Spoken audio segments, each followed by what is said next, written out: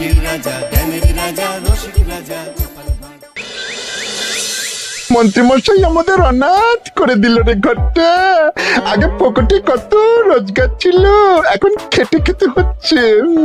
মন্ত্রী মশাই আমাদের দল থেকে বের করে দিয়েছে বলে ভেঙে পড়িস না, আমরা নিজেরাই নিজেদের দল বানিয়ে নিয়েছি।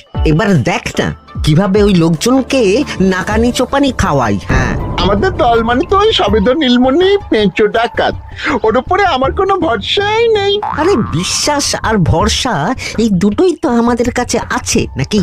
শোন, আমি পেঁচোকে একটা কাজে পাঠিয়েছি। যদি পেঁচো এই কাজটা করতে পারে তাহলে আমাদের রোজগারও হবে, প্রতিশোধ নেওয়াও হবে। আরে কোথায় পাঠিয়েছি সেটা বলবি তো? মন্ত্রী মশাইয়ের বাড়ি।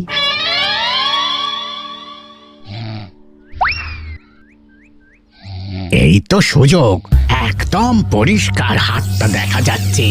এবার আমার শিল্পী হাতের কাজটা দেখাই।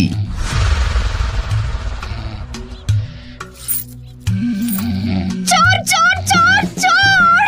কোথায় কোথায় চোর? আমার গলার হার টেনে নিয়ে পালালো।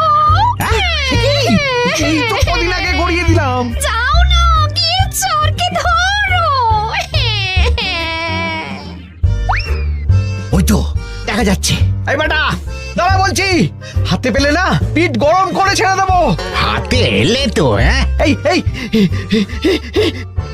এই বেটা দাঁড়া বলছি। এই বেটা দাঁড়া বলছি, দাঁড়া দাঁড়া দাঁড়া বলছি।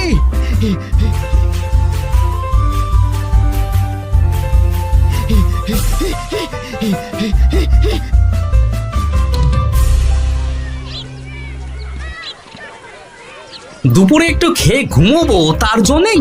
দাদু খেলতে চলো, খেলতে চলো। কি দাদু, প্রস্তুত তো? হ্যাঁ হ্যাঁ, প্রস্তুত প্রস্তুত।